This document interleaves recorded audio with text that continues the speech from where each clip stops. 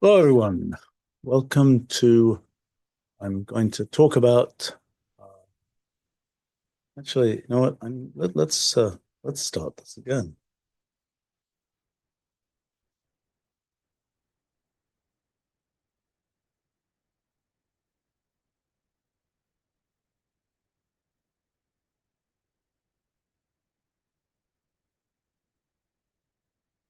Okay. Sorry, I need to think about how I start these. Uh,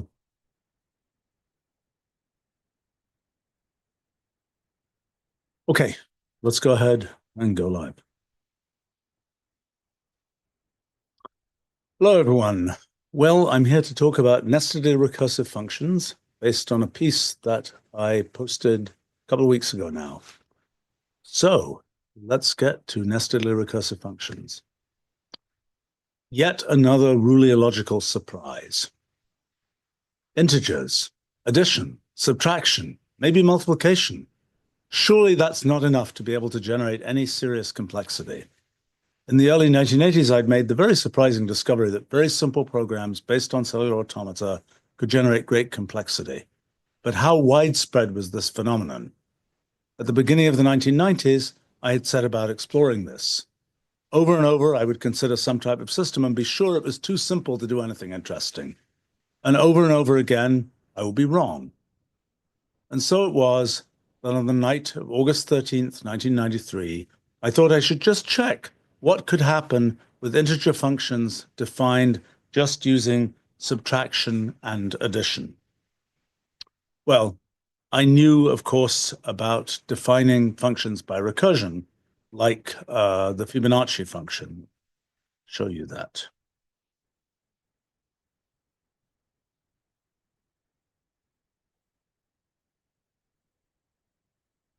But could I find something like this that would have complex behavior?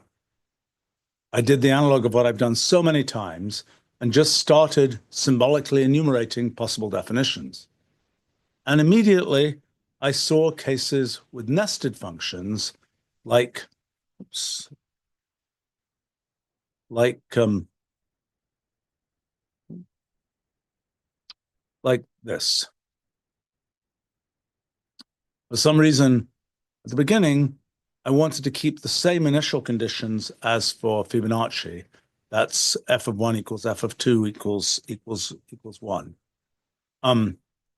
So what would functions like this one here do? Well, my original notebook from that time records the result in this case. But a few minutes later, I found something very different. A simple nestedly recursive function with what seemed like highly complex behavior. I remembered seeing a somewhat similarly defined function discussed before, but the behavior I'd seen reported for that function, while intricate, was nested and ultimately highly regular. And so, as far as I could tell, much like with Rule 30 and all the other systems I'd investigated, nobody had ever seen serious complexity in simple recursive functions. It was a nice example, but it was one among many.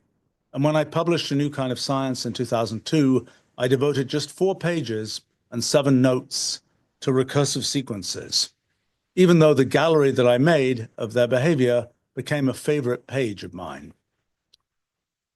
Well, a year after the book was published, we held our first Wolfram Summer School. And as an opening event, I decided to do a live computer experiment in which I would try to make a real-time science discovery. The subject I chose was nestedly recursive functions. It took a few hours, but then, yes, we made a discovery. We found that there was a nestedly recursive function simpler than the ones I discussed in New Kind of Science that already seemed to have very complex behavior. Here it is.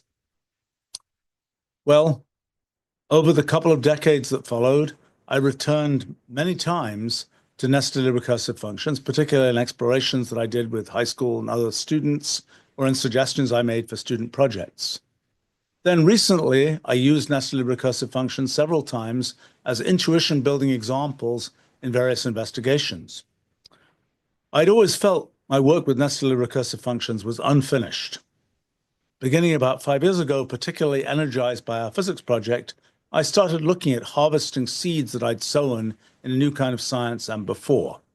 So I've been on quite a roll with a few pages or even footnotes repeatedly flowering into rich book-length stories.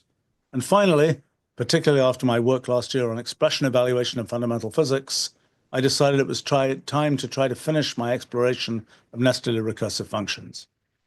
So our modern Wolfram language tools, as well as ideas from our physics project, provided some new directions to explore, but I still thought I pretty much knew what we'd find.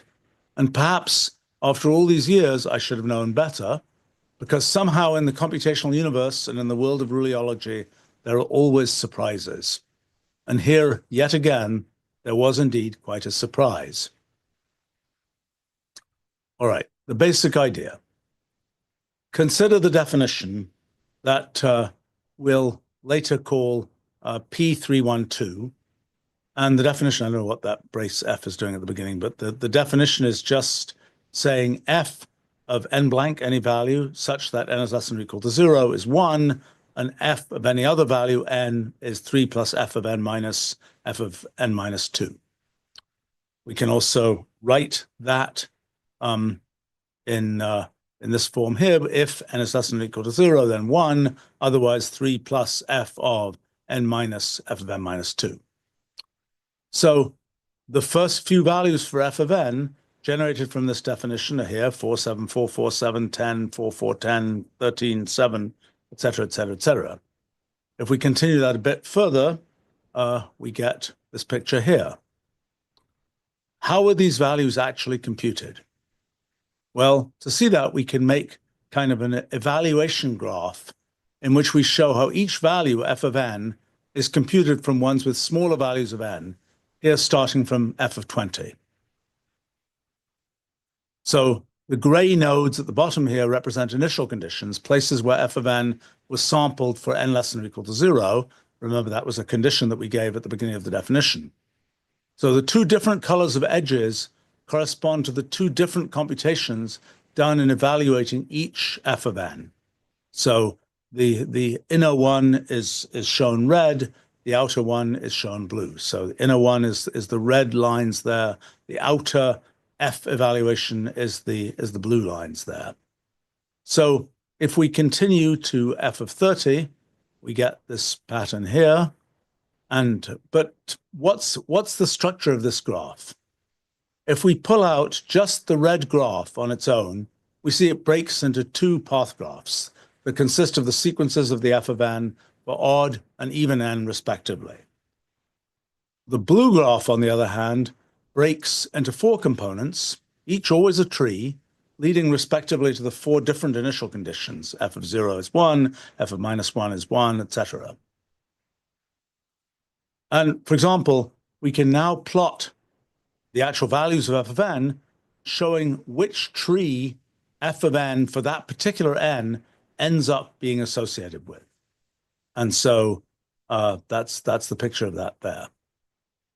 So we'll be using the same basic setup throughout, though for different functions. We'll mostly consider recursive functions with a single term, i.e. with a single outermost f, not two, as happens in Fibonacci recurrences.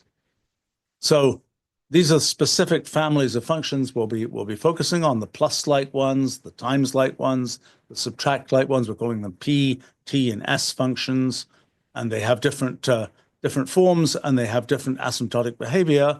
Some of them probe only a finite number of initial conditions. Some of them probe an infinite number of initial conditions. So with this designation, the function we were just looking at is P312. Okay. Let's take a closer look at P312. So let's start off by looking in more detail at what it does up to, for example, n equals 500. So there it is. So might seem like it's going to go on being kind of seemingly random forever, but something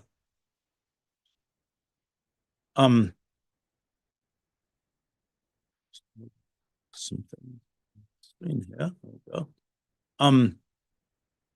We might think it's going to go on kind of seemingly random like this forever.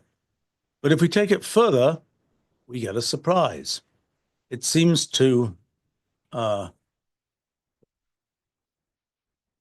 it seems to kind of resolve itself to something potentially simpler. So what's going on? Let's plot this again, but now showing which blue graph tree, remember that was the outer F, each value is associated with. So there's the result. Now what we see is that F of -3 and -2 trees, which are the last two colors there, they stop contributing to F of n when n is respectively 537 and 296. And these trees are finite and have sizes 53 and 15. Here are those trees. And the overall structure of the remaining trees, so here shown up to F of 5,000, eventually start to exhibit some regularity. And that's, we can kind of home in on the regularity by arranging the trees in layers, starting from the root, and then plotting just the number of nodes in each successive layer. So there we see that. So looking at these pictures suggests that there should be some kind of more or less direct formula for F of n, at least for large n. They also suggest that such a formula should have some kind of mod 6 type structure.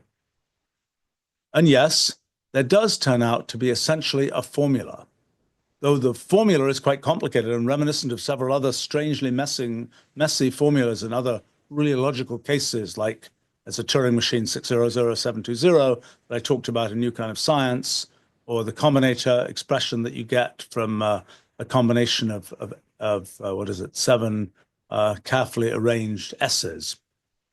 And later on, we'll see that the much simpler recursive function P111, that's just F of n, is 1 plus F of n minus F of n minus 1, also does this kind of thing. And in fact, that P111 function, the values for that function form a sequence in which the successive blocks of length k have value k. So P312 has the same kind of structure, but much embellished. First, it has 6 separate riffled mod subsequences. Each subsequence then consists of a sequence of blocks. Given a value of n, we can compute, using this rather exotic formula, which subsequence that value of n is on. So which block for that subsequence it's in and where it is within that block. So we're kind of giving this sort of set of coordinates for what that value of n, how that value of n is interpreted by this nestedly recursive function. And it's, and you can see it's pretty exotic. 1876, it's not yards in a mile. It's some number that just shows up here as one tries to figure out how these functions work. Well, if we're using this complicated indices function to decode the sort of the mod, the block, the offset, we can see here, this is the kind of map that shows the different values of n, how things are decomposed by that function into the mod, the block, the offset. And given that, we can then, we realize that, for example, f of n equals 1,000, we're still not yet in the simple regime, so we can't describe our sequence in any simple way. But, and the indices calculation is meaningless with block -2 and so on. But for n equals 2,000, it happens that we're at block 0 for the mod 1 subsequence. And the way things are set up, we just start by giving exactly the form of block 0 for each mod. So for mod 1, this is the block, and this is the block that we're indexing in to get the actual values of the function. So now for n equals 2,000, we have offset 16 within this block. So the final value of f of 2,000 is simply the 16th value in this list, which happens to be 100. F of 2001 is then simply the next element within this block, or in this particular case, 109, and so on until we reach the end of the block. But what if we're not dealing with block 0? For example, according to the table that we just were looking at here, f of 3000 is determined by mod 3 block 1. Well, it turns out there's a straightforward, if messy, way to compute for any block B mod M, for mod M. And that's what it is. And we can just use this way of computing to compute the value of, say, f of 3000, effectively just by essentially evaluating a formula. Value of f of indices of 3000 is just 136. We don't have to follow through all the steps in the computation of the function. We can just use this kind of pseudo formula to work out the result. So what's particularly notable here is that this evaluation doesn't involve any recursion. In other words, at the cost of messiness, we've somewhat surprisingly been able to unravel all the recursion in P312 to arrive at a direct formula for the value of f of n for any n. So what else can we see about the behavior of f of n for P312? One notable feature is its overall growth rate. For large n, it turns out that as one can see by substituting this form into the recursive definition and just taking a limit, one can determine that f of n is about square root of 6n. And you can see the fit there. It's a fine fit, the red line. So one thing this means is that our evaluation graph, eventually that's the graph of sort of how the evaluations, how f of n depended on f of smaller values of n, that evaluation graph eventually has a roughly conical form. And this can be compared to the very regular cone that we get from P111, which has asymptotic value square root of 2n. There's that very regular cone from P111. So if one just looks at the form of the recursive definition for P312, it's far from obvious how far back that definition will need to probe. Or in other words, what values of f of n one will need to specify as initial conditions. As it turns out, though, the only values that are needed are f of -3, f of -2, f of -1, and f of 0. How can one see this? So in the expression 3 plus f of n minus f of n minus 2, it's only the outer f that can probe far back values. But how far it actually goes back depends on how much larger f of n minus 2 gets compared to n. So plotting f of n minus 2 and n together, we have this. And the point is that only for very few values of n does f of n minus 2 exceed n. And those are the values that probe back, because those are the values that sample n minus f of n minus 2. So meanwhile, for larger n, there can never be additional lookbacks, because f of n grows like square root of 6n, and that means that it will never exceed the n value. It will never be, if it's like n minus fn minus 2, that's like n minus square root of n. So that will never end up being negative for sufficiently large n. So does any P312 recursion always have the same lookback? So far, we've considered specifically the initial condition f of n equals 1 for all n less than or equal to 0. But what if we change the value of f of 0? So here are some plots for different cases, changing the value of f of 0 and f of negative values. So we can see that all sorts of different things happen.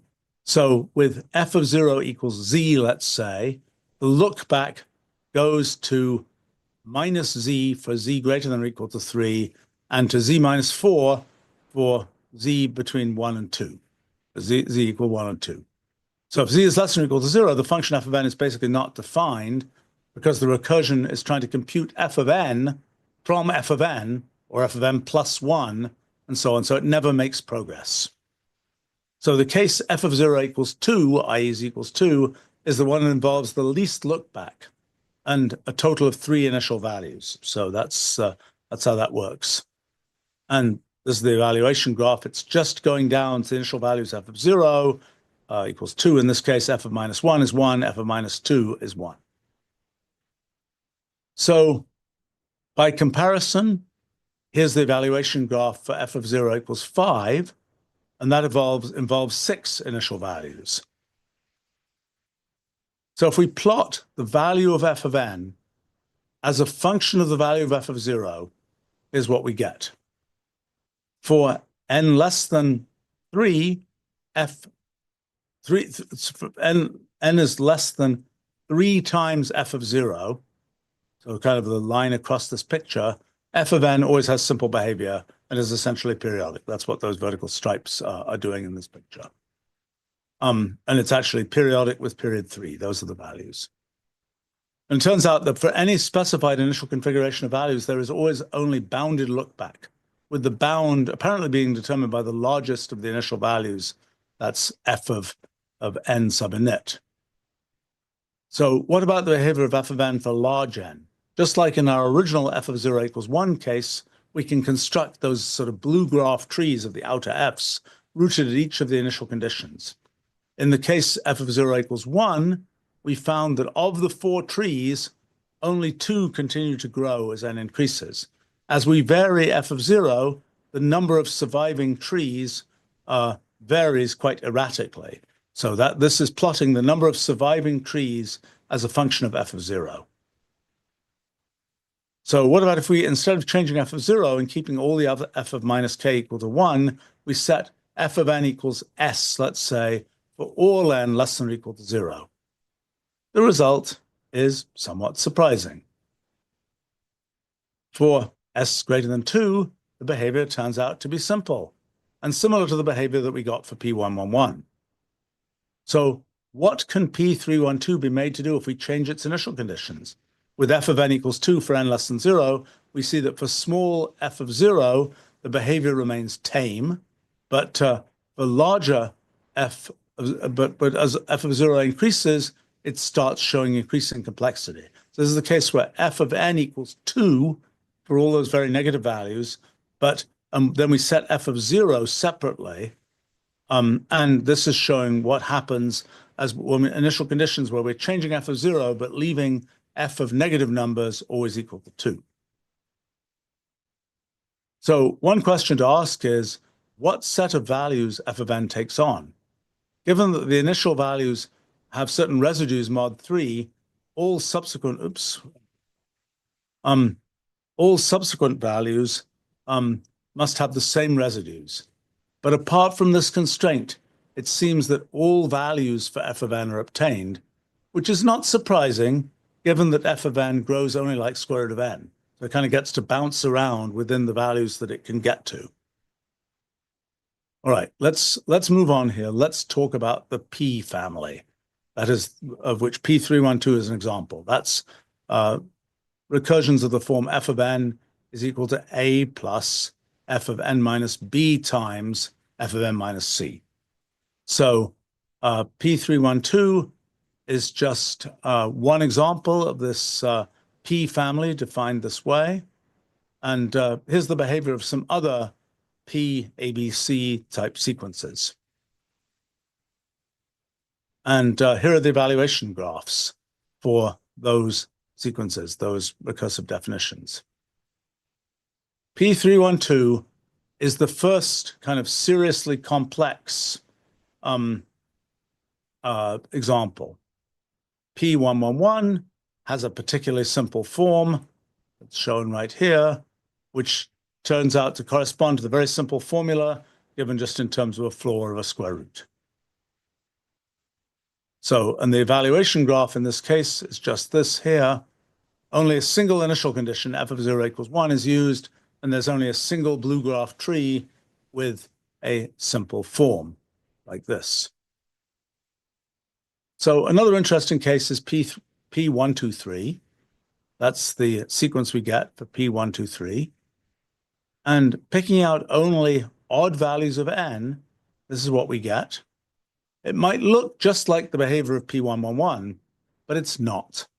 The lengths of the successive plateaus are now given like this, with differences that are these. Turns out this is exactly a nested sequence generated by joining together successive steps in the evolution of this substitution system here. So P123 immediately gets into its final behavior, even for small n. But as we saw rather dramatically with P312, there can be transient behavior that doesn't resolve until n is large. So a smaller case of this phenomenon occurs with P213. Above n equals 68, it shows simple square root pattern of behavior, basically like P111, but for smaller n, it's a bit more complicated. And in this case, the transients aren't due to blue graph trees that stop growing. Instead, there are only two trees associated with f of 0 and f of minus 1, but both of them soon end up growing in very regular ways.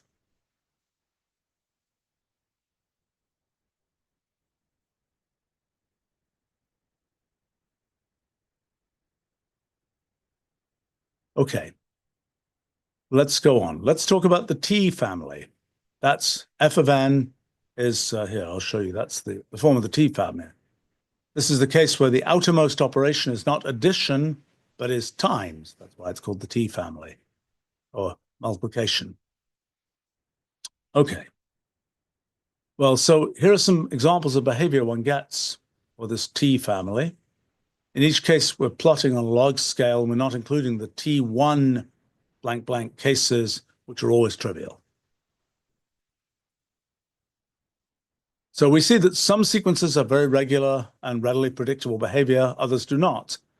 And this is reflected in the evaluation graphs for these functions. The first complicated case is T212. That's this behavior here. The evaluation graph for f of 50, I can show you. I just want to just look at this for a second.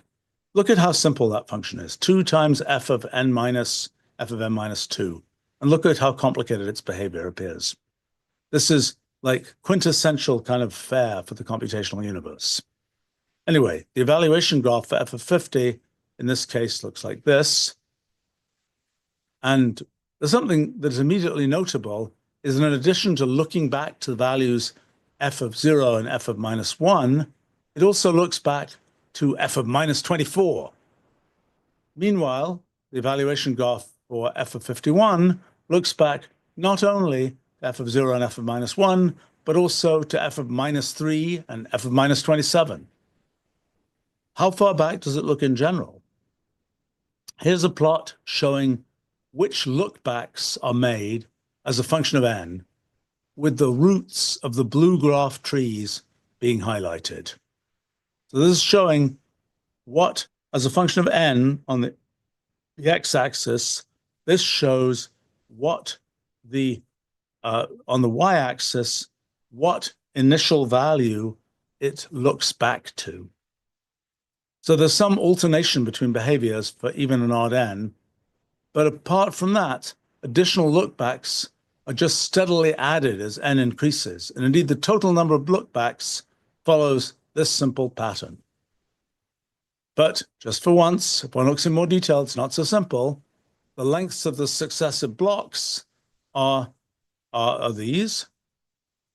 And so the lookbacks are quite unpredictable. But the main point here is that unlike for the P family, the number of lookbacks isn't limited. In a sense, to compute T212 for progressively larger n, progressively more information about its initial conditions is needed. When one deals with ordinary unnested recurrence relations, one's always dealing with a fixed lookback. And the number of initial conditions then just depends on the lookback. So for example, the Fibonacci recurrence has lookback 2, so it needs 2 initial conditions, while the standard factorial recurrence has lookback 1, so it needs only 1 initial condition. But for the nested recurrence relation T212, we see that this is no longer true. There can be an unboundedly large lookback. Okay, but let's look back at the actual T212 sequence. Here it is up to larger values of n.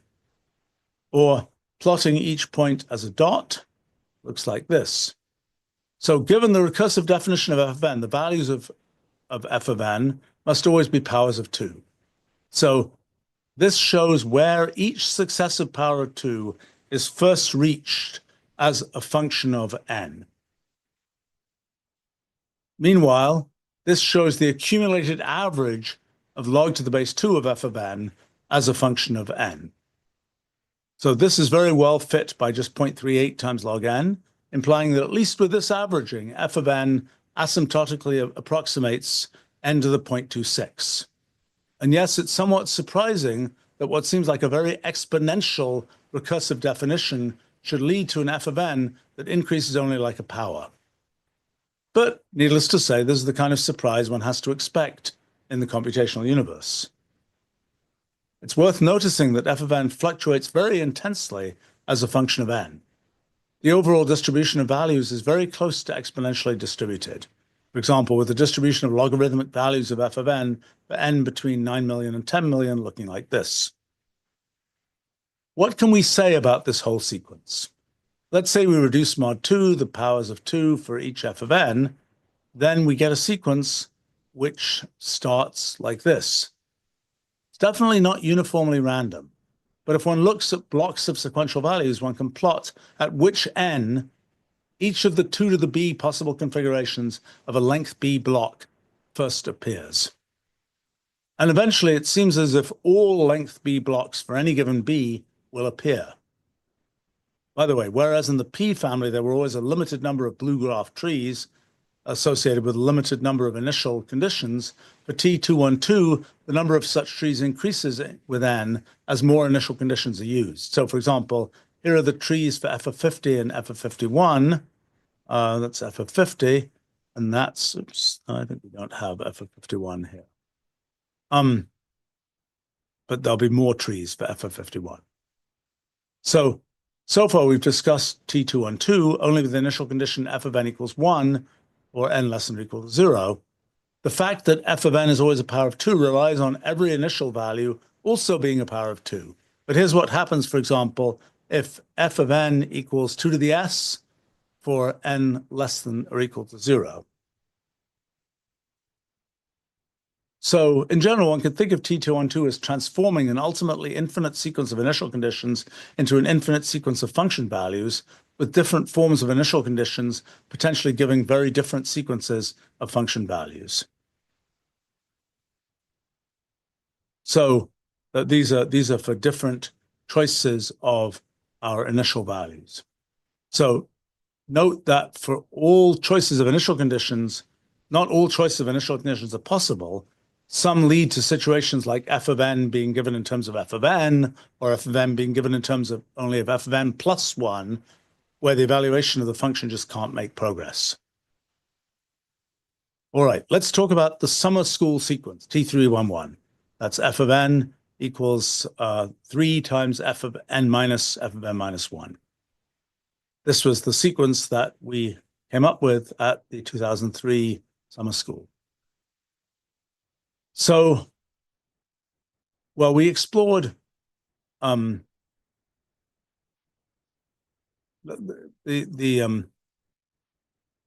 here's the basic behavior of the T311 sequence that we found at the summer school. And here's its evaluation graph, which immediately reveals a lot more look back than happened in T212. So plotting the lookbacks as a function of n, this is what we get. Well, much as with T212, the total number of lookbacks varies with n in a fairly simple way. In this case, it's about 0.44 times n. So continuing the T311 sequence further, that's how the number of lookbacks varies. If we continue the T311 sequence further, it looks qualitatively very much like T212. And indeed, T311, despite its larger number of lookbacks, seems to behave basically just like T212. In a story typical of the principle of computational equivalence, T212 already seems to have filled out the computational possibilities. So T311 doesn't really have anything to add. All right, let's talk about the S family. So they're defined like this. F of n is n minus f of n minus a minus b. And look at this as another somewhat historically motivated example of nestedly recursive functions defined this way. So let's start with a very minimal case we can call S1 0 or just S1. And so our standard initial condition, f of n equals 1 for n less than or equal to 0, doesn't work here because it implies that f of 1 equals 1 minus f of 1.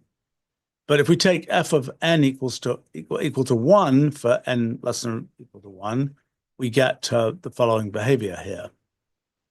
Meanwhile, with f of n equals 1 for n less than or equal to 3, as opposed to n less than or equal to 1, we get this kind of behavior.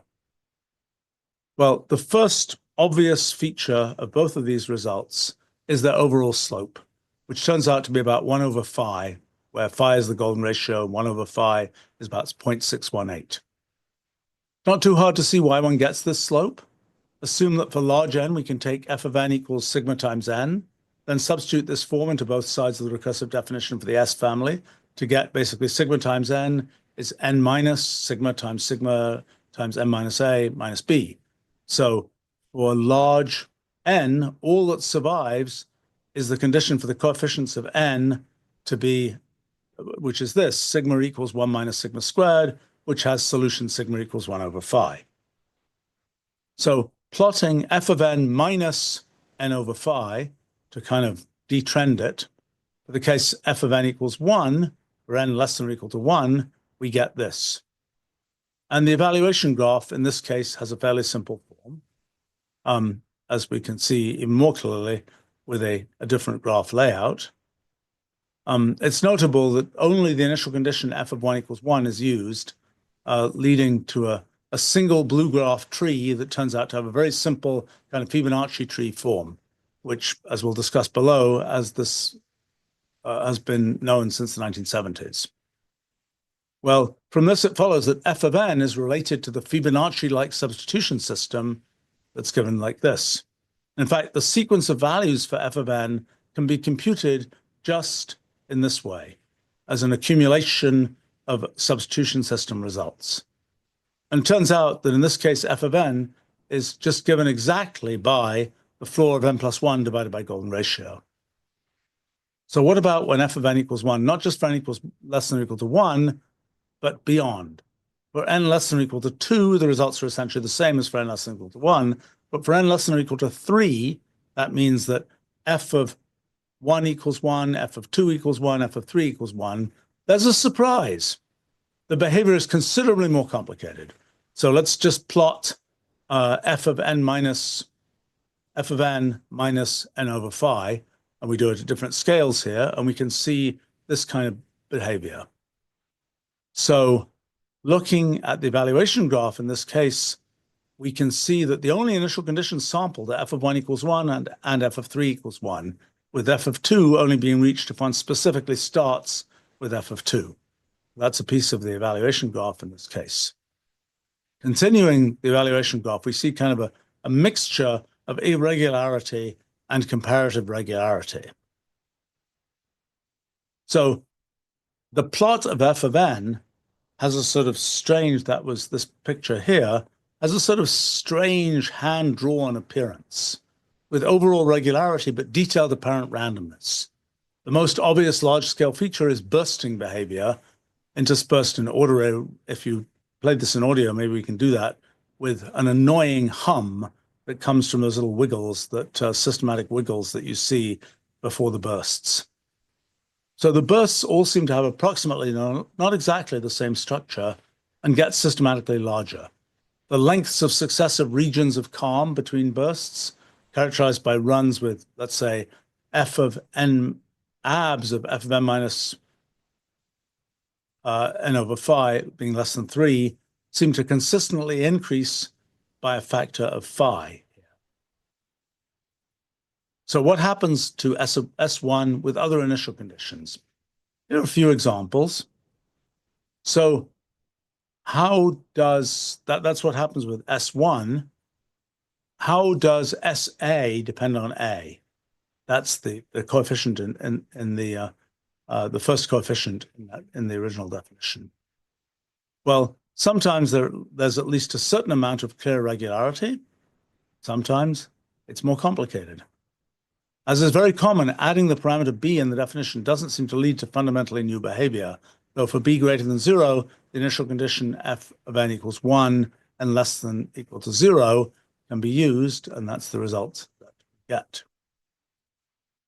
So in all cases, only a limited number of initial conditions are sampled, bounded by the value of a plus b in the original definition. But as we can see, the behavior can either be quite simple or can be highly complex.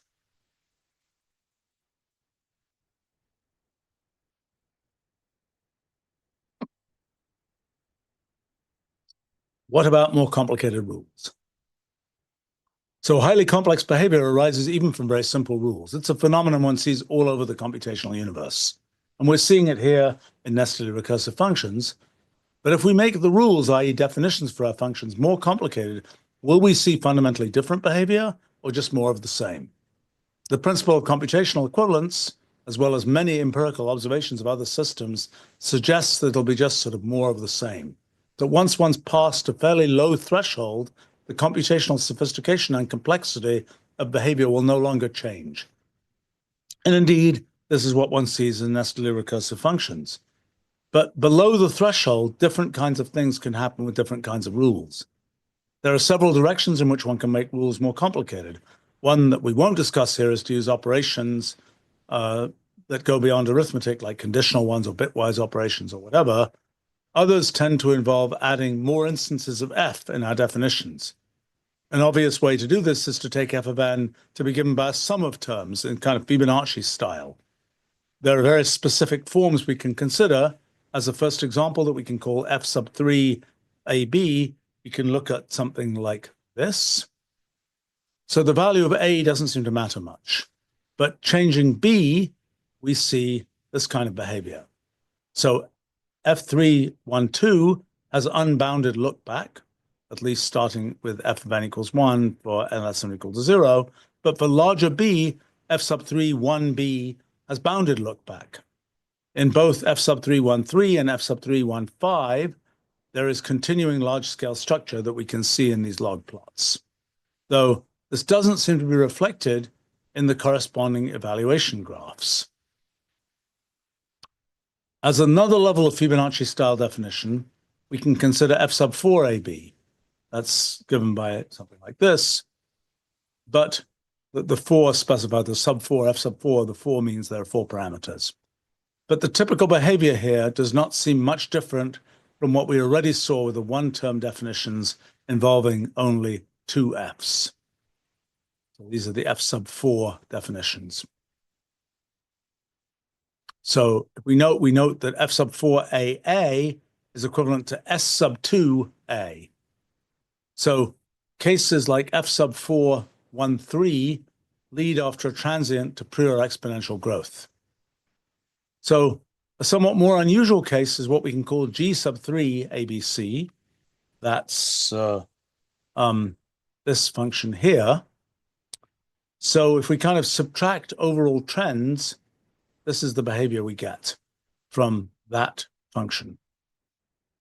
So for g sub 3 111, using initial conditions f of 1 equals f of 2 equals 1, and plotting f of n minus n over 2, we get this form here, which has a nested structure that's closely related to the result of concatenating binary sequences of successive integers, kind of a Champernowne number type thing.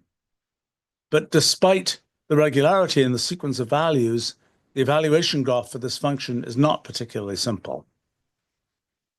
So how else might we come up with more complicated rules? One possibility is that instead of adding f's by adding terms, we can add f's by additional nesting. So for example, we can consider what we can call s sub 3 of 1, f sub 3 1, here shown with initial condition f of n equals 1 for n less than or equal to 3. So here it is. That's a triply nested f. So we can estimate the overall slope here by solving for x in x equals 1 minus x cubed, and we get x is about 0.682. So subtracting this off, we get these forms here. Remarkably complicated. We can also consider deeper nestings. At depth d, the slope is the solution to x equals 1 minus x to the d. And somewhat remarkably, in all cases, the only initial conditions probed are f of 1 equals 1 and f of 3 equals 1. So, as another example of higher nesting, we can consider the class of functions that we'll call n sub 3a. That's the form of those functions, where the second term is a doubly nested form. So subtracting a constant 1 over phi, 1 over golden ratio slope, we get this kind of behavior here. Again, the evaluation graph for n sub 3, 1 is complicated, but it has some definite structure, even if it looks a bit like a fish in this particular rendering. So, well, what happens if we nest even more deeply, say defining n sub 4a functions, so something like this? With depth D nesting, we can estimate the overall slope of f of m by solving for x in x equals 1 minus x times 1 minus x to the d, and that's just a polynomial of the form. That's the polynomial we're solving for, so that for d equals 3, case here, the overall slope is the real root of x cubed plus x squared plus x equals 1, or about 0.544. So subtracting out this overall slope, we get these forms here. Oops. And yes, the sine curve-like form of n sub 4, 5 is very odd. Well, continuing 10 times longer, though, so that's, look at that sort of strange sine curve of bottom left, n sub 4, 5. If we continue 10 times longer, though, things are indeed sort of squaring off. What happens if we continue nesting deeper? N sub d of 1 stays fairly tame. However, n sub d2 already allows for more complicated behavior. And for different values of a, there are definite regularities. Here are examples for 5, for a being 5. So it's just remarkable that one can have a rule, a function that is defined in such a simple way, and yet it produces such diverse, complicated behavior. But anyway, there are all sorts of other extensions and generalizations one might consider. Some involve alternate functional forms, others involve introducing additional functions or allowing multiple arguments to our function f. Okay, let me do an aside here about the continuous case. So in talking about recursive functions f of m, we've been assuming, as one normally does, that n is always an integer. But can we generalize what we're doing to functions f of x, where x is a continuous real number? So consider, for example, the continuous analog of the Fibonacci recurrence. This produces kind of a staircase-like function whose steps correspond to the usual Fibonacci numbers. But if we adjust the initial condition, we get a slightly different result. This is now an initial condition where f of x equals x when x is less than or equal to 2. Well, we can think of these as being solutions to a kind of Fibonacci delay equation where we've given initial conditions not at discrete points, but instead on an interval. So what happens with nestedly recursive functions? We can define an analog of S1 like this, and plotting this along with the discrete result, the continuous result over on the left, we get this. So in more detail, we get, for the continuous result, something like this, where the plateaus occur at the so-called Withoff numbers given by floor of golden ratio times k. So changing the initial condition to be x is less than or equal to be, well, it should be equal to 1, I guess, for x less than or equal to 3, we get these forms here. You can see that we have that constant value 1 over on the left that's a continuous case on the left for x less than or equal to 3, and then those are the results we get. So removing the overall slope by subtracting x over phi, we get this form here. So one feature of the continuous case is that one can continuously change initial conditions, though the behavior one gets typically breaks into domains with discontinuous boundaries. As in this case where we're plotting the value of f of x as a function of x along the x-axis and as a function of the cutoff x in the initial conditions for f of x where we're saying that f of x is equal to x for x less than or equal to 0. Sorry, x less than or equal to x0. Now we're plotting x0 on the y-axis here.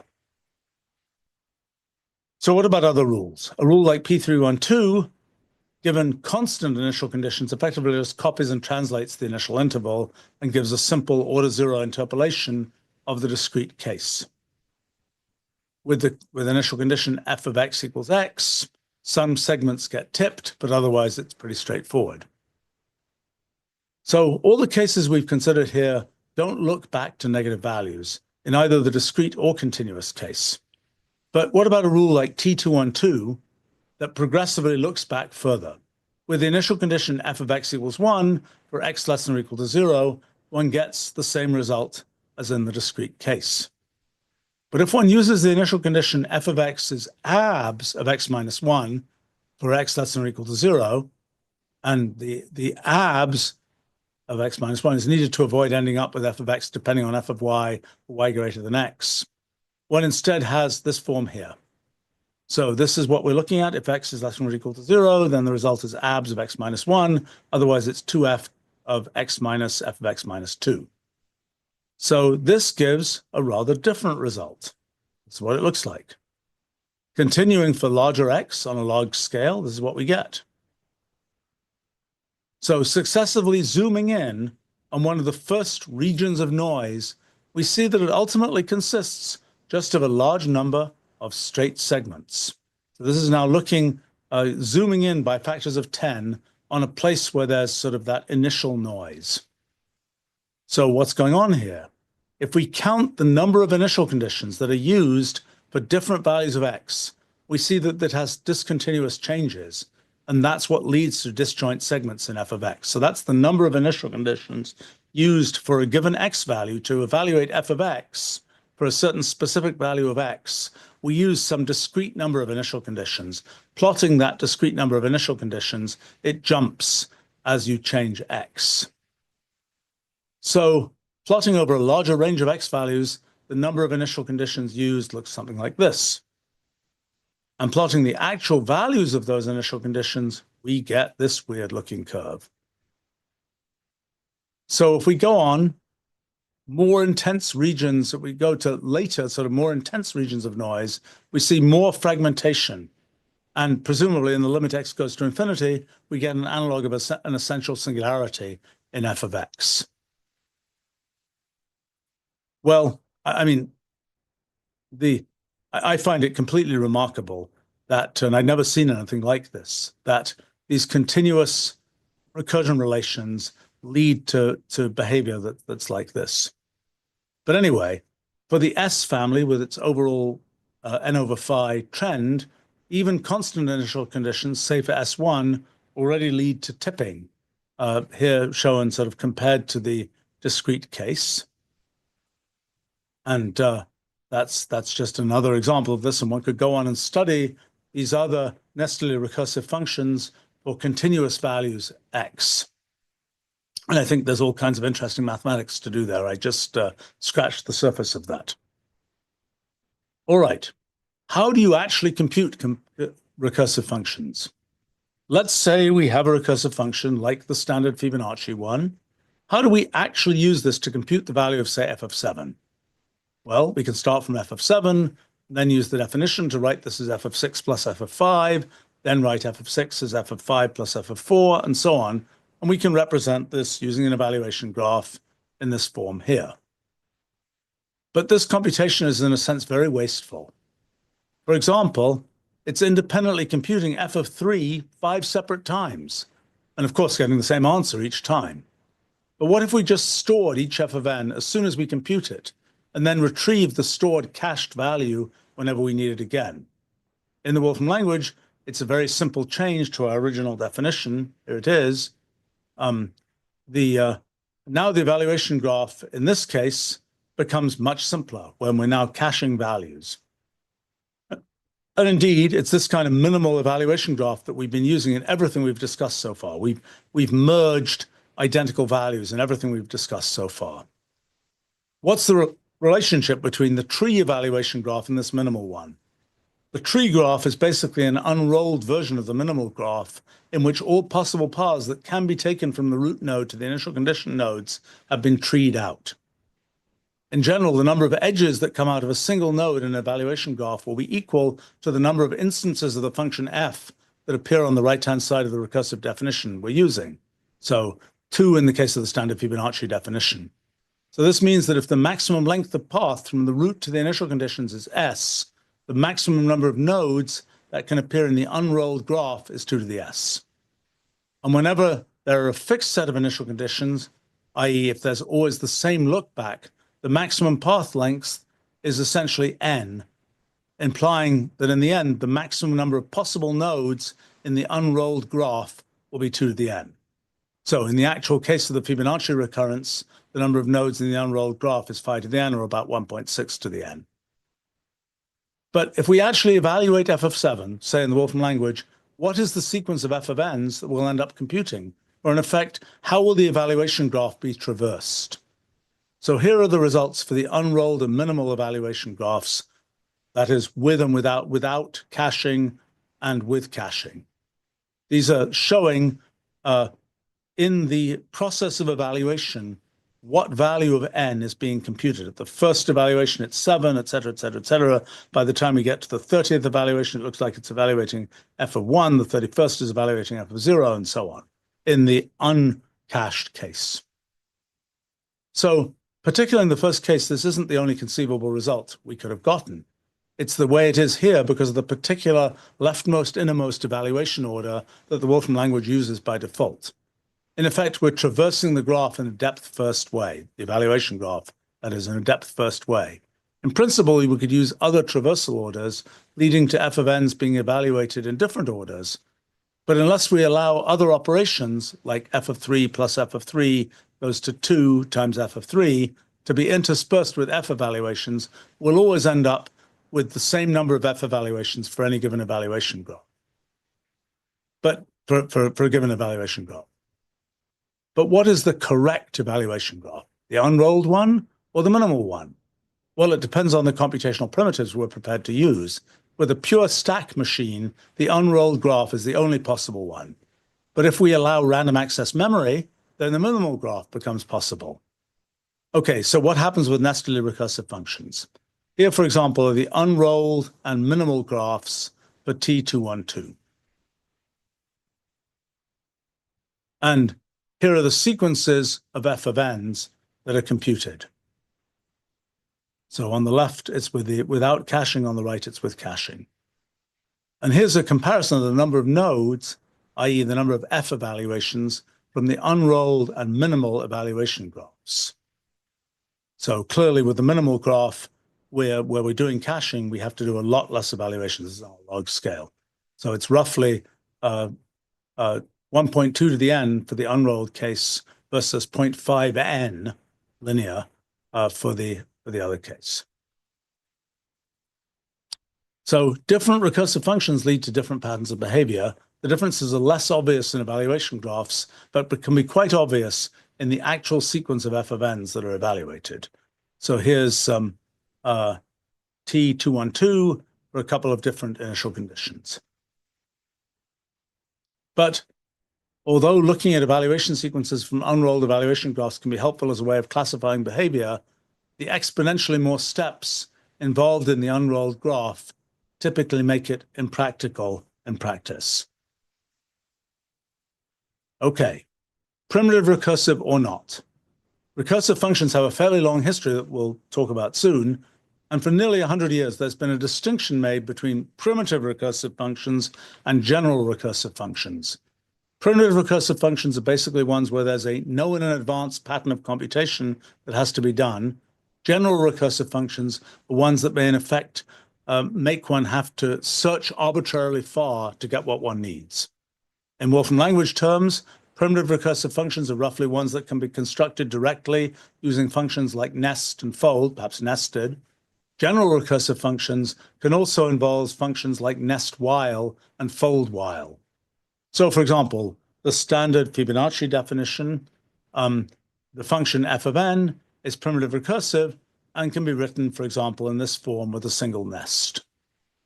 So lots of the functions that one encounters in practice are similarly primitive recursive, including most typical mathematical functions like plus or power or GCD or prime and so on. And for example, functions that give results of n steps in the evolution of a Turing machine, cellular automaton, and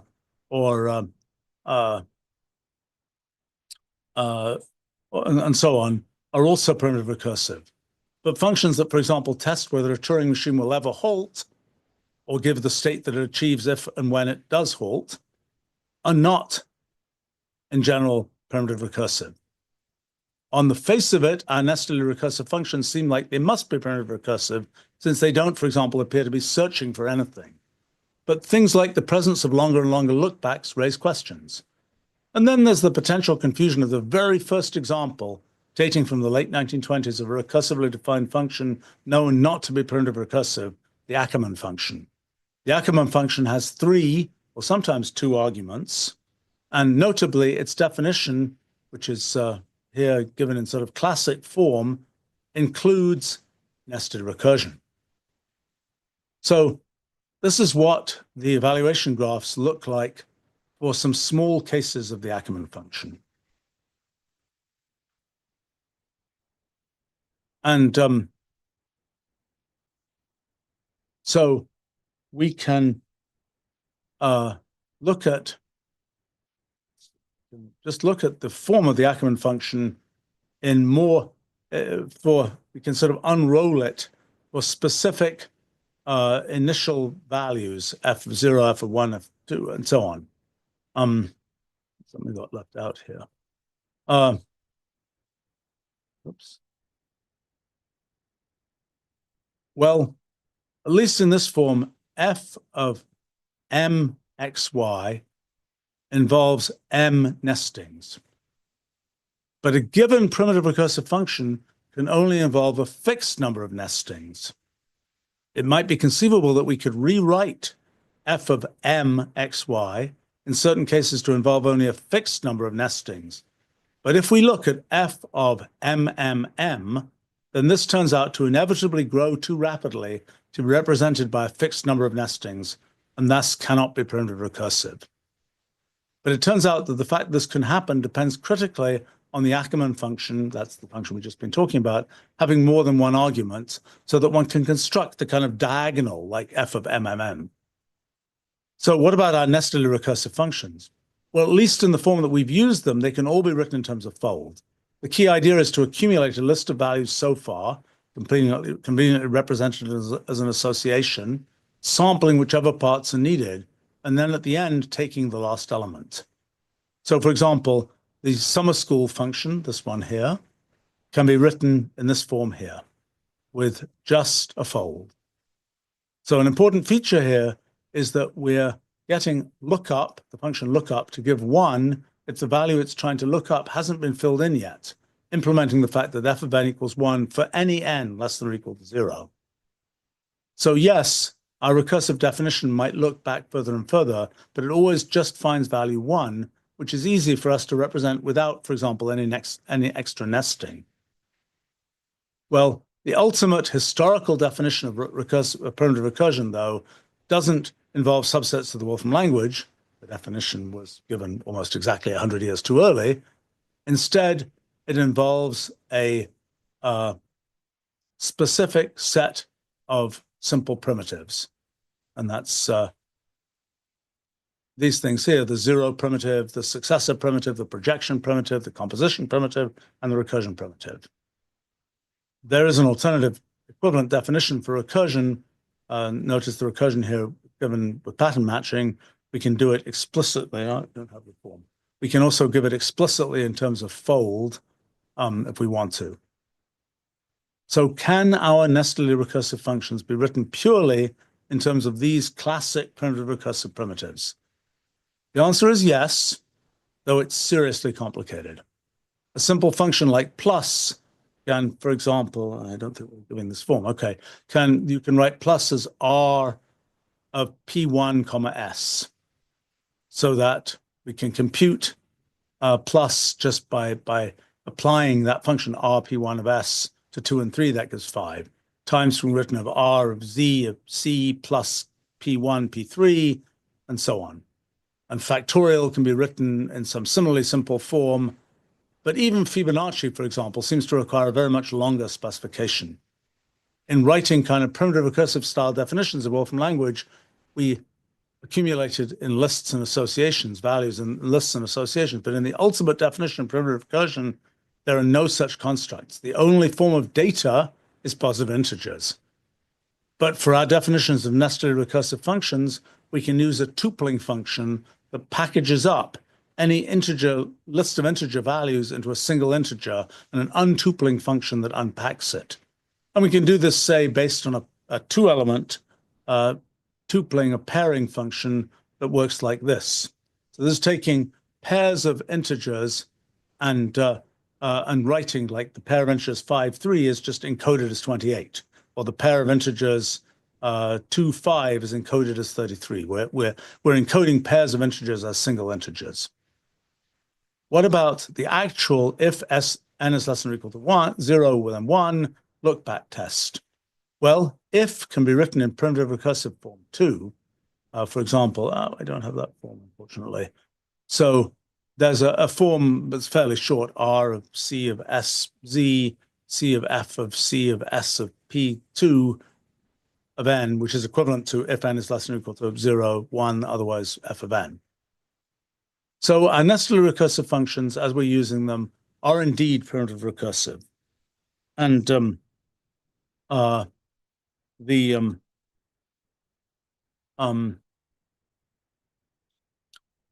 more strictly, finding values f of n is primitive recursive. Asking questions like, for what n does f of n reach 1,000 might not be primitive recursive. The obvious way of answering a question like that involves a fold-while style non-primitive recursive search, but proving that there's no primitive recursive way to answer the question is likely very much harder. By the way, it's worth commenting that while for primitive recursive functions, it's always possible to compute a value of f of n for any n, that's not necessarily true for general recursive functions. For example, if we asked for what n does f of n reach 1,000, there might simply be no answer to that. F of n might never reach 1,000. And when we look at the computations going on underneath, the key distinction is that in evaluating primitive recursive functions, the computations always halt, while for general recursive functions, they may not. So, okay, our nestedly recursive functions can be represented in an official primitive recursive form, but they're very complicated in that form. So that raises the question, what functions can be represented simply in this form? Well, in a new kind of science, I gave some examples, each minimal for the output it produces. And you can see there the simple primitive recursive form on the left, giving these various functions that are like 2 to the n, or the sawtooth, or 2 to the 2 to the n, and so on. A very diverse range of kinds of behaviors, all made from just putting together these primitive recursive elements. Well, then there's an interesting function I found, this guy here. It's the simplest primitive recursive function without any obvious regularity. Because it's primitive recursive, it's possible to express it in terms of functions like fold, though it's two layers deep in those, making it in some ways more complicated, at least in the so-called Grigorchek hierarchy that counts fold levels as concerned, than our nestedly recursive functions. Here's the form of that function as an explicit, the form of this function here as an explicitly written out in terms of folds. But there's still an issue to address with nestedly recursive functions and primitive recursion. When we have functions like T212 that reach back progressively further as n increases, there's a question of what they'll find. We've simply assumed f of n equals 1 for n less than or equal to 0, but what if there was something more complicated there? Even if f of minus n was given by some primitive recursive function, say p of m, it seems possible that in computing f of n, one could somehow end up bouncing back and forth between positive and negative arguments, and in effect searching for an m for which p of m has some particular value, and in doing that, searching, one could find oneself outside the domain of primitive recursive functions. And this raises yet another question. Are all definitions we can give of nestedly recursive functions consistent? Consider, for example, a definition like this. Now ask, what is f of 1? Well, we apply the recursive definition, but this gives us f of 1 is 1 minus f of 0, or f of 1 is 1 minus f of 1, or in other words, an inconsistency. There are many such inconsistencies that seem to happen instantly when we apply definitions, but it seems conceivable that there could be insidious inconsistencies that show up only after many applications of a recursive definition. It's also conceivable that one could end up with loops, like f of I equals I, and things like this could be reasons that f of n might not be a total function defined for all n. Well, we've seen all sorts of complex behavior in nestedly recursive functions, and what the principle of computational equivalence suggests is that whenever one sees complex behavior, one must in some sense be dealing with computations that are as sophisticated as any computation can be. And in particular, one must be dealing with computations that can somehow support computation universality. So what would it mean for a nestedly recursive function to be universal? For a start, one would need some way to program the function.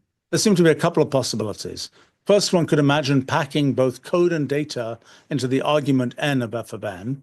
So, for example, one might use some form of tupling function to take a description of a rule in an initial state for a Turing machine, together with the specification of a step number, then package all these things into an integer n that one feeds into one's universal nestedly recursive function f.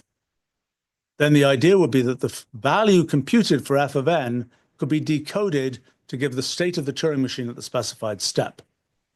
So such a computation by definition always halts, but much as one computes with Turing machines by successively asking for the next step in their evolution, one can imagine setting up a harness that just keeps asking for values of f of n at an infinite progression of values n. So another possible approach to making a universal nestedly recursive function is to imagine feeding in a program through the initial conditions one gives to the function. There might well need to be decoding involved, but in some sense what one might hope is that just by changing its initial conditions, one could get a nestedly recursive function with a specific recursive definition to emulate a nestedly recursive function with any other recursive definition, or say, for a start, any linear recurrence. Perhaps one could construct a complicated nestedly recursive function that would have this property, but what the principle of computational equivalence suggests is that it should be possible to find the property even in naturally occurring cases like P312 or P2 or T212. The situation is probably going to be quite analogous to what happened with the Rule 110 cellular automaton or the two-state, three-color Turing machine 596440. By looking at the actual behavior of the system, one got some intuition about what was likely to be going on, and then later, with great effort, it became possible to actually prove computation universality. In the case of nestedly recursive functions, we've seen here examples of just how diverse the behavior generated by changing initial conditions can be. It's not clear how to harness this diversity to extract some form of universality, but it seems likely that the raw material is there, and that nestedly recursive functions will show themselves as able to join so many other systems in fitting into the framework defined by the principle of computational equivalence.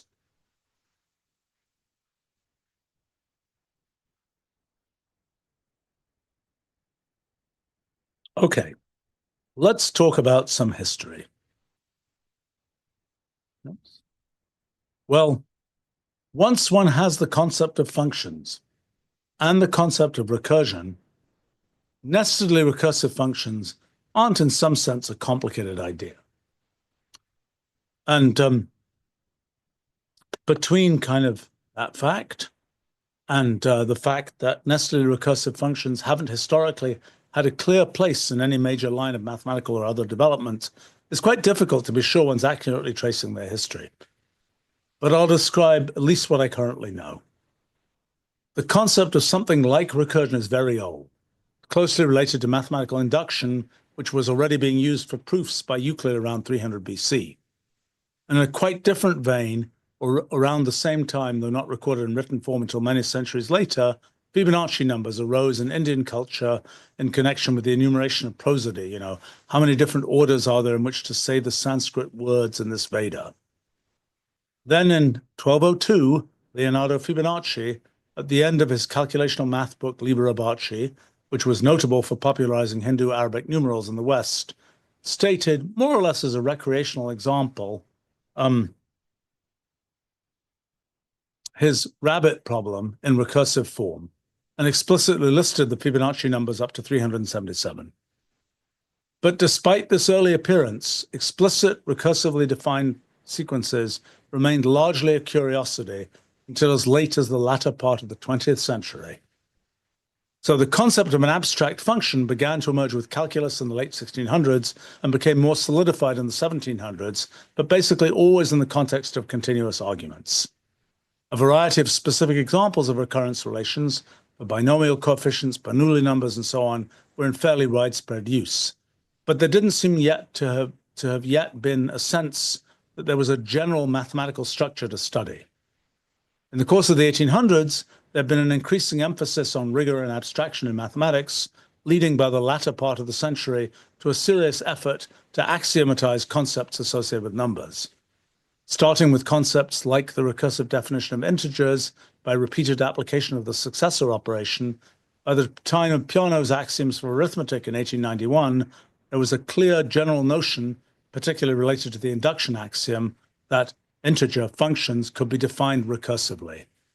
And when David Hilbert's program of axiomatizing mathematics got underway at the beginning of the 1900s, it was generally assumed that all integer functions of interest could actually be defined specifically using primitive recursion. The notation for recursively specifying functions gradually got cleaner, making it easier to explore more elaborate examples. And in 1927, Wilhelm Ackermann, a student of Hilbert's, introduced in completely modern notation a reasonable mathematical function that, as we discussed above, he showed was not primitive recursive. And if we look here at his paper,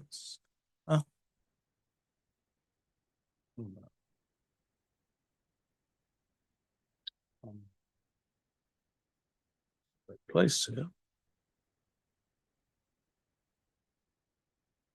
A lot of stuff.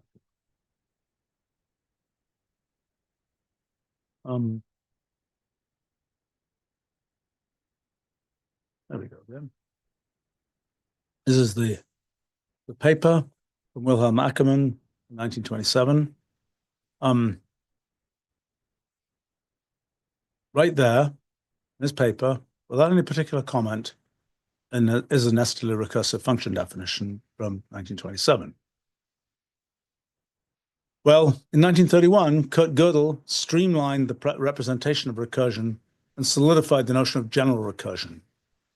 There soon developed a whole field of recursion theory, though most of it was concerned with general issues, not with specific concrete recursive functions. A notable exception was the work of Rosa Peter, formerly Politzer, beginning in the 1930s, and leading in 1957 to her book, Recursive Functions, which contains a chapter on nested recursion, which I'm showing here.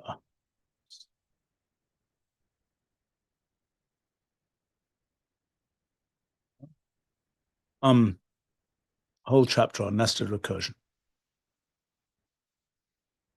But despite the many specific, mostly primitive recursive functions discussed in the rest of the book, this chapter doesn't stray far from the particular function Ackermann defined, or at least Peter's version of it.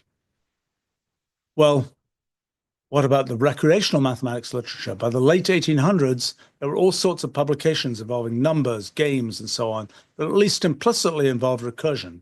An example being Edward Lucas's 1883 Tower of Hanoi puzzle.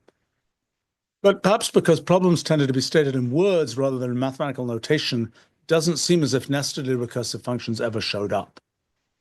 In the theoretical mathematics literature, a handful of somewhat abstract papers about nested recursion did appear, an example being one from 1961 by this is a nested recursion theoretical paper by William Tate, then at Stanford. But meanwhile, the general idea of recursion was slowly beginning to go from purely theoretical to more practical. John McCarthy, who had coined the term artificial intelligence, was designing Lisp as the language for AI, and by 1960 was writing papers with titles like Recursive Functions of Symbolic Expressions and Their Computation by Machine. In 1962, McCarthy came to Stanford to found the AI lab there, bringing with him enthusiasm for both AI and recursive functions. And by 1968, these two topics had come together in an effort to use sort of AI methods to prove properties of programs, and in particular programs involving recursive functions. And in doing this, John McCarthy came up with an example he intended to be awkward. That's exactly a nestedly recursive function. Well, in our notation, that function would look like this. It became known as McCarthy's 91 function because, yes, for many n, f of n equals 91. Well, these days it's trivial to evaluate this function and to find out that f of n equals 91 only up to n equals 102. But even given the evaluation, even the evaluation graph is somewhat large. And in pure recursive evaluation, the recursion stack can get deep, which back then was a struggle for Lisp systems to handle. There were efforts at theoretical analysis, for example, by Zohar Manor, who in 1974 published a book called A Mathematical Theory of Computation, which, in a section entitled Fixed Points of Functionals, presents the 91 function and other nestedly recursive functions, particularly in the context of evaluation order questions. So in the years that followed, a variety of nestedly recursive functions were considered in connection with proving theorems about programs and with practical assessments of Lisp systems, a notable example being Ikuo Takeuchi's 1978 triple recursive function. Oh, that's the graph for the 91 function. So this is Takeuchi's triple recursive function that John McCarthy called TAC there. But in all these cases, the focus was on how these functions will be evaluated, not on what their behavior would be. And it was typically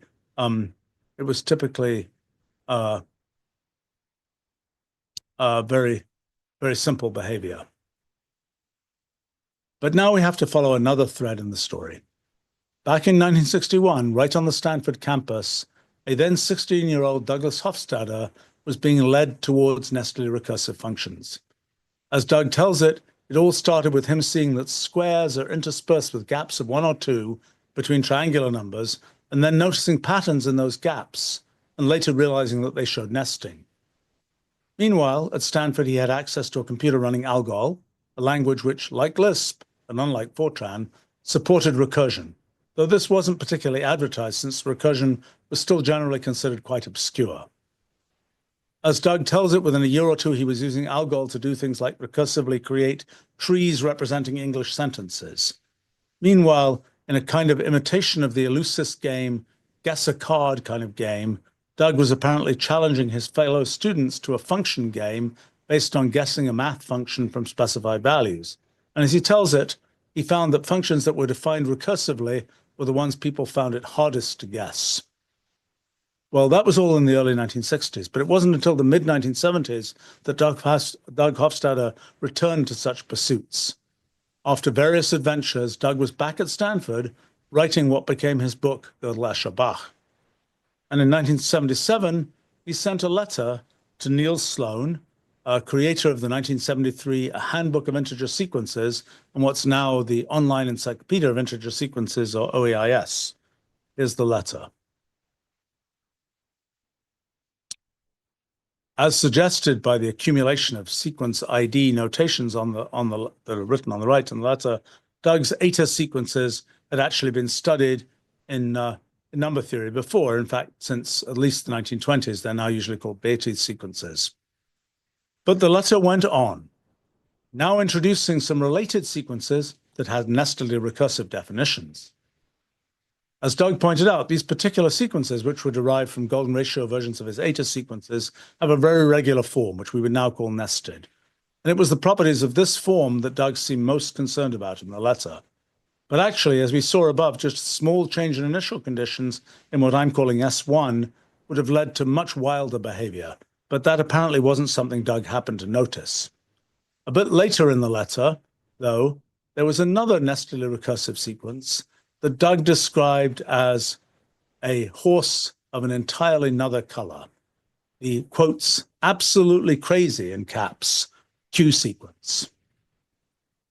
Well, 2 years later, Doug's Gödel-Escherbach book was published, and in it, tucked away at the bottom of page 137, a few pages after a discussion of recursive definition of text, with examples such as the strange bagels that the purple cow without horns gobbled, there was the Q sequence.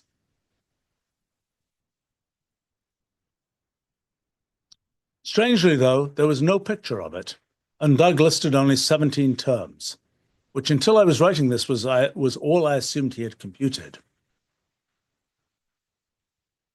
So now Nestedly recursive functions were out in the open in what quickly became a very popular book. But I don't think many people noticed them there, though as I'll discuss, I happened to. Gödel-Escherbach is primarily a playful book focused on exposition, not the kind of place you'd expect to find a new kind of mathematical style result. Still, quite independent of the book, Neil Sloan showed Doug's 1977 letter to his Bell Labs colleague Ron Graham, who within a year made a small mention of the Q sequence in a staid academic math publication in a characteristic kind of stated as a problem Erdos form in this paper here. Well, there was a small sort of tight-knit circle of serious mathematicians, essentially all of whom, as it happens, I personally knew, who would chase these kinds of easy-to-state but hard-to-solve problems. Another was Richard Guy, who soon included the sequence as part of problem E31 in his Unsolved Problems in Number Theory, and mentioned it again a few years later. But for most of the 1980s, little was heard about the sequence. As it later turned out, a senior British applied mathematician named Brian Connolly, who wasn't part of the aforementioned tight-knit circle, had, presumably as a kind of hobby project, made some progress, and in 1986 had written to Guy about it. Guy apparently misplaced the letter, but later told Connolly that John Conway and Sol Golomb had worked on similar things. Conway presumably got the idea from Hofstadter's work, though he had a habit of obfuscating his sources. But in any case, on July 15th, 1988, Conway gave a talk at Bell Labs entitled Some Crazy Sequences. Notice the word crazy, just like in Hofstadter's letter to Sloan, in which Conway discussed the regular enough to be mathematically interesting sequence, which we're calling G sub 3, 1, 1, 1, here, this one. Well, despite its physical regularity, Conway couldn't mathematically prove certain features of the wiggles in the sequence, and his talk offered a $10,000 prize for anyone who could. By August, a Bell Labs mathematician named Colin Mallows had done it. Conway claimed, later to be contradicted by video evidence, that he'd offered only $1,000, and somehow the whole affair landed as a story in the August 30th New York Times under the heading Intellectual Duel, Brash Challenge, Swift Response. But in any case, this particular Nestedly recursive sequence became known as Conway's challenge sequence. So what about Sol Golomb? Turns out he'd started writing a paper, though he never finished it. And he'd computed 280 terms of the Q sequence. He wasn't much of a computer user, and noticed a few coincidences. But he also mentioned another kind of Nestedly recursive function sequence, no doubt inspired by his work on feedback shift registers, a sequence like this. As he noted, the behavior depends greatly on the initial conditions, though it's always periodic. With his student Anjung Chen, he found long period examples. Okay, so by 1988, Nestedly recursive functions had at least some notoriety. So what happened next? Not so much. There's a modest academic literature that's emerged over the last few decades, mostly concentrated very specifically around Conway's challenge sequence, Hofstadter's Q function, or very similar meta-Fibonacci generalizations of them. And so far as I know, even the first published large-scale picture of the Q sequence only appeared in 1998, though I had pictures of it years earlier. Why wasn't more done with Nestedly recursive functions? At some level, it's because they tend to have too much computational irreducibility, making it pretty difficult to say much about them in traditional mathematical ways. But perhaps more important, studying them broadly is really a matter of ruleology.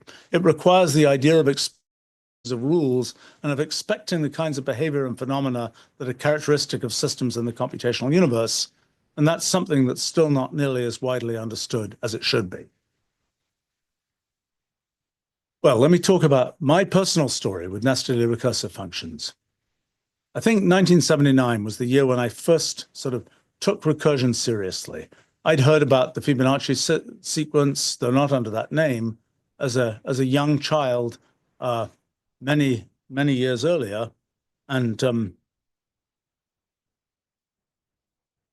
I implicitly and sometimes explicitly encountered recursion, though sometimes through error messages, in computer algebra systems I'd used. In science, I'd studied fractals quite extensively, Benoit Mandel's book having appeared in 1977, and I'd been exposed to things like iterated maps. And I'd quite extensively studied cascade processes, notably of quarks and gluons in QCD, which are also kind of a form of recursion. As I think about it now, I realize that for several years I'd written programs that made use of recursion, and I had quite a lot of exposure to Lisp and the culture around it. But it was in 1979, having just started using C, that I first remember writing a program for doing percolation theory, where I explicitly thought, this is using recursion. But then in late 1979, I began to design SMP, a symbolic manipulation program, the forerunner of the modern Wolfram language. And in doing this, I quickly solidified my knowledge of mathematical logic and the then fledgling field of theoretical computer science. My concept of repeated transformations for symbolic expressions, which is still the core of the Wolfram language today, is somehow fundamentally recursive. And by the time we had the first signs of life for our SMP system, Fibonacci was one of our very first tests. We soon tried the Ackermann function too. And in 1980, I became very interested in the problem of evaluation order, particularly for recursive functions. And the best treatment I found of it, though at the time it wasn't particularly useful to me, was in none other than the book by Zohar Manor that I mentioned before. In a strange twist, I was at that time, 1980, also studying gauge choices in physics. And it was only last year that I realized, in 2023, that is, that I realized that they're fundamentally the same thing as evaluation orders and function evaluation. Well, it was soon after it came out in 1979 that I first saw Doug Hofstadter's book. At the time, I wasn't too interested in its kind of Lewis Carroll-like aspects or its exposition. I just wanted to know what the science meat in it was. And somehow I found the page about the Q sequence and filed it away as something interesting. I'm not sure when I first implemented the Q sequence in SMP, but by the time we released version 1.0 in July 1981, well, here it was.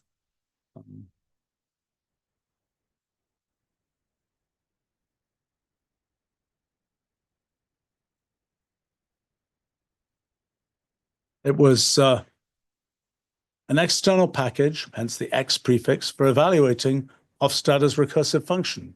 Elegant using memoization, with the description I gave saying, presumably because that's what I'd noticed, that its values have several properties of randomness. Notice the syntax of Wolfram language is a little bit cleaner than the syntax of SMP back in 1981. Well, firing up a copy of SMP today, oops, that's not what. Oh dear. Let me try. Yeah, there we go. So firing up a copy of SMP today, running on a virtual machine that still thinks it's 1986, I can run this piece of code and easily compute the function. So there it is. I can even plot it, though without an emulator or a 1980s period storage tube display, only the ASCIIfied rendering works. So what did I make of this function back in 1981? I was interested in how complexity and randomness could occur in nature, but at the time I didn't have enough of a framework to understand the connection. And as it was, I was just starting to explore cellular automata, which seemed a lot more nature-like, which soon led me to things like Rule 30 and the phenomenon of computational irreducibility. Still, I didn't forget the Q sequence, and when I was building Mathematica, I used it again as a test. So here's an example. The .tq extension came from the brief period in 1987 when we were trying out technique as the name of our system, what will later become Wolfram language.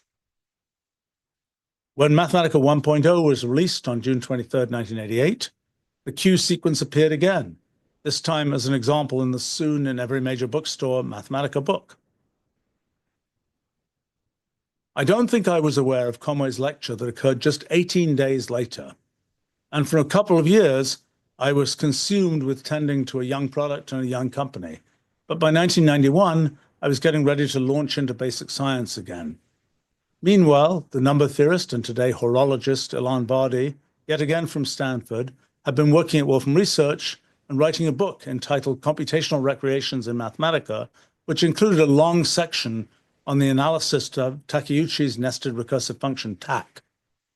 So my email archive records an exchange that I had with Ilan Vardy at that time, about nestedly recursive functions. He suggested a more symmetrical nested recursive function. I responded, including a picture that I'd made that made it fairly clear that this particular function would have only nested behavior and not seem random. Well, by the summer of 1991, I was in the thick of exploring different kinds of systems with simple rules, discovering the remarkable complexity they could produce, and filling out what became chapter 3 of a new kind of science. It's called The World of Simple Programs. Then came chapter 4, Systems Based on Numbers. I had known since the mid-1980s about the randomness in things like digit sequences produced by successive arithmetic operations. But what about randomness in pure sequences of integers? I resolved to find out just what it would take to produce randomness there. And so it was that on August 13th, 1993, I came to be enumerating possible symbolic forms for recursive functions and selecting ones that could generate at least 10 terms. As soon as I plotted the survivors, I could see that interesting things were going to happen. Was this complexity somehow going to end? I checked out to 10 million terms. And soon I started collecting my prized specimens and making a gallery of them. I had some one-term recurrences and some two-term ones. Somewhat short-sightedly, I was always using Fibonacci-like initial conditions, f of 1 equals f of 2 equals 1, and I rejected any recurrence that tried to look back to f of 0, f of minus 1, and so on. And at the time, with this constraint, I only found really interesting behavior in two-term recurrences. In 1994, I returned briefly to nestedly recursive sequences, adding a note, solving a few of them, and discussing evaluation graphs for some others. When I finally finished A New Kind of Science in 2002, I included a list of historical close approaches to its core discoveries, one of them being Douglas Hofstadter's work on recursive sequences. In retrospect, back in 1981, I should have been able to take the Q sequence and recognize it in it the essential Rule 30 phenomenon.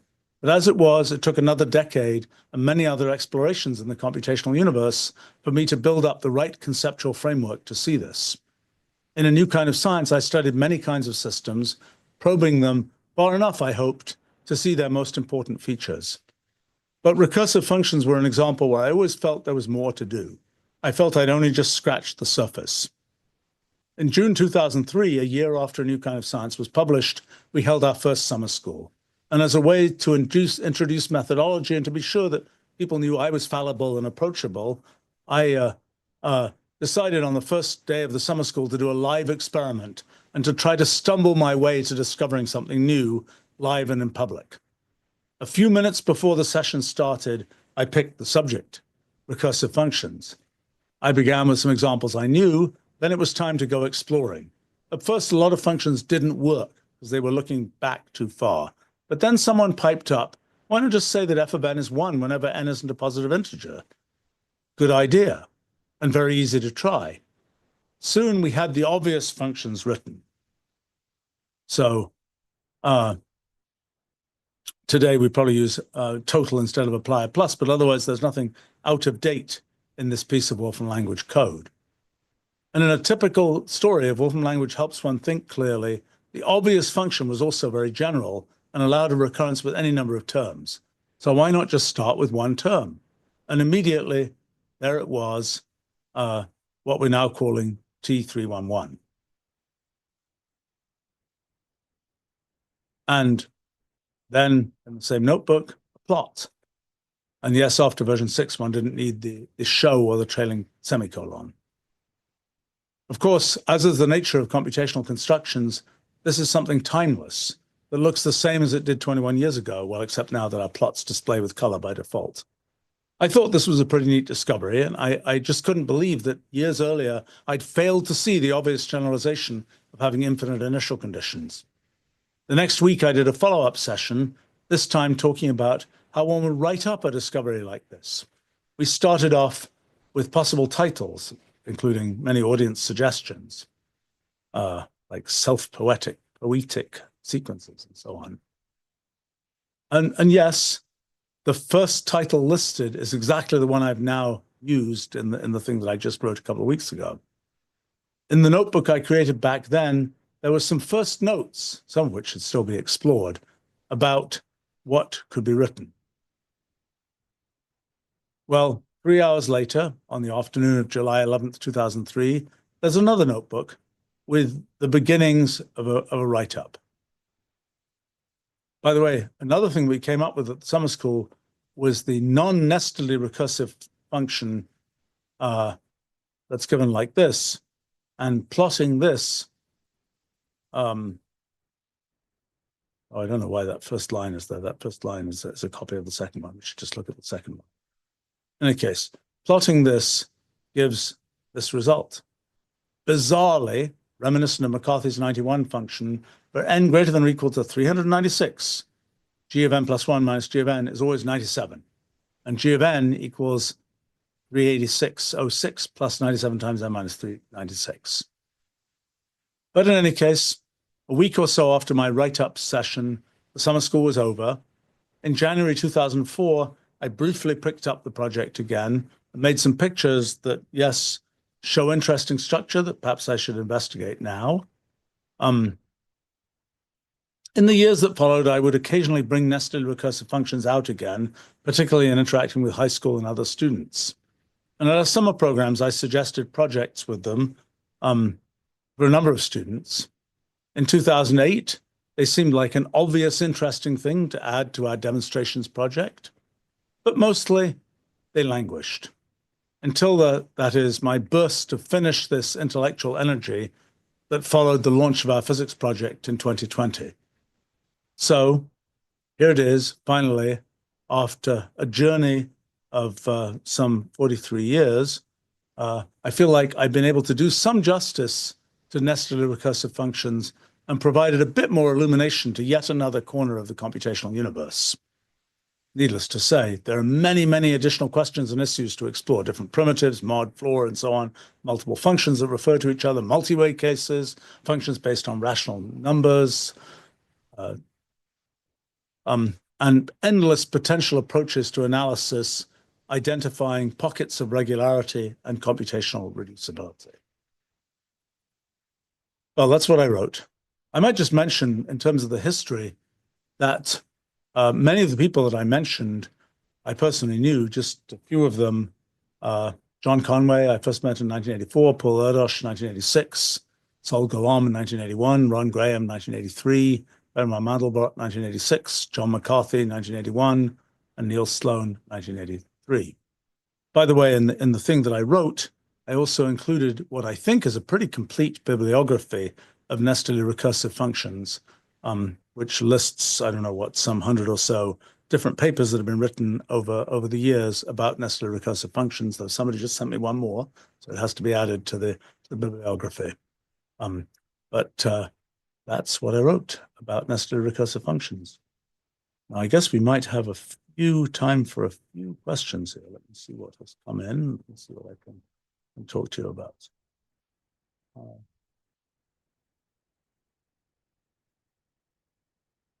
Let's see. Some of these may be in the context of things that I said earlier. D0 says, So you need 3 initial values to kick off the recursion for like P312. Yes, that's correct. Let's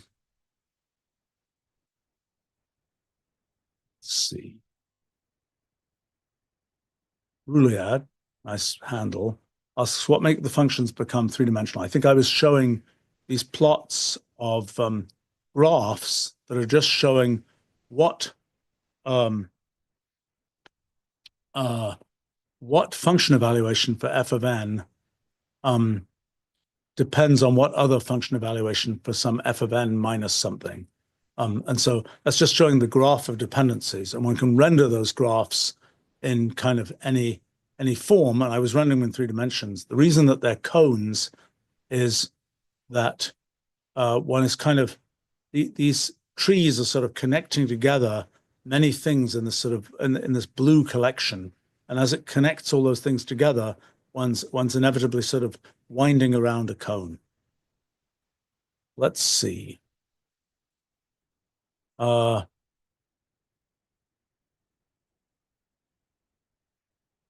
is asking, isn't lambda calculus just generic computation through recursive functions? Well, kind of. As a matter of fact, I'm just about to do an exploration of lambdas. I think it's on Saturday. I was going to do a sort of logical investigation of pure lambdas, the world of pure lambdas.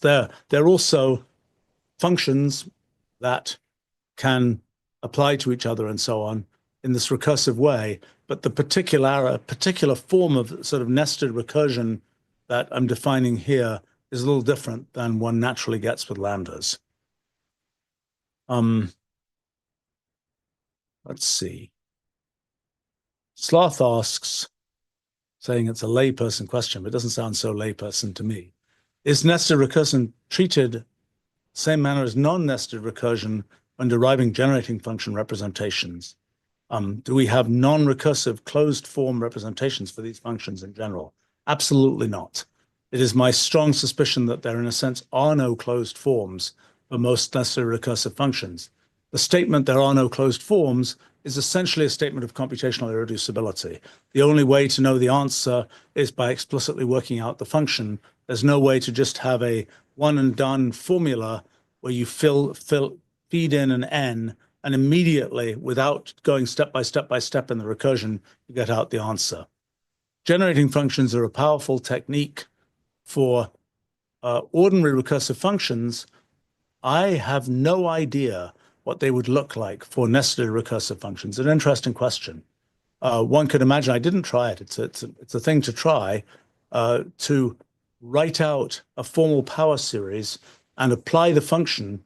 I think it's going to get really weird, because I think that the formal power series in an ordinary recursion, it's sort of local in the formal power series, that the successive terms in your parameter t, or whatever you call it, are that the recursion introduces. It might associate terms of the form t to the n with terms of the form t to the n minus 2 or something like this. But I have a feeling that the composition operation that one does in this nested recursion is going to try and associate the expression, the formal power series for all n with some particular value of n, so that it doesn't have that locality. I think that's my immediate impression of that, but it's an interesting thing to try.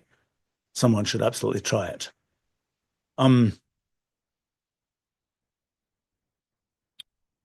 Let's see, and it looks like that was all people asked about. So I just want to say that this kind of experimental mathematics, Ruleology, it's a lot of fun, and at least for me. And, you know, it's something which, with Wolfram language, it's sort of a very fluent mechanism, very fluent environment for doing these kinds of explorations. And there's just an awful lot to discover. And, you know, I've been doing this kind of thing for 40 years, and I'm just, you know, scratching the tiny part of it, of the surface of what's possible. And I think one of the things that's exciting about Ruleology and experimental mathematics is that if you do it carefully and you do it in a well-organized way, sort of thinking about sort of the minimal cases of things, it's something that's very accessible. It's not like you need to know a whole tower of, you know, a decade of kind of pure mathematical knowledge to make progress by being organized, thinking clearly, insisting on getting minimal versions of things. You can make progress even without all of that kind of background educational experience. And the more people that get involved in doing this, the better. I think a number of people have been involved in doing this kind of thing since the 1980s. One of the things I hope to do in the not too distant future is to make a better sort of organizational structure. Probably we'll call it the Ruleological Society, for people who are studying Ruleological kinds of things. But for now, we're launching a bunch of these kinds of things at the Wolfram Institute, and that's a place where there's sort of gathering of people interested in these kinds of things. But we hope to build it out even further. I just want to say that there's just an awful lot to discover, and it's accessible to an awful lot of people. And really, it's like doing any kind of experimental science. It's a question of doing clean, well-organized experiments that you can explain in a clear way. That's sort of what's involved. And when one does that, it's sort of inevitable, I think. It's at least been my long-term experience that sufficiently clearly done, sufficiently minimal experiments, the results are always ultimately important. And that's a thing that is, so it's kind of a very, I would say, I'm just encouraging people to get involved in this area, because I think it's such a great opportunity for people to do meaningful research that sort of helps build up this tower of knowledge that we can make use of in the future. I think somebody was asking earlier about whether this helps elucidate features of recurrent neural networks, and quite possibly yes. And for me, in thinking about recurrent neural networks, having the intuition that I've got from studying these nestedly recursive functions is something that's just a very useful thing to have when it comes to seeing particular phenomena and realizing, oh, that's what I've seen before in nestedly recursive functions, and so on. All right. Well, thanks very much for joining me, and look forward to chatting with you about quite other things at another time. Bye for now.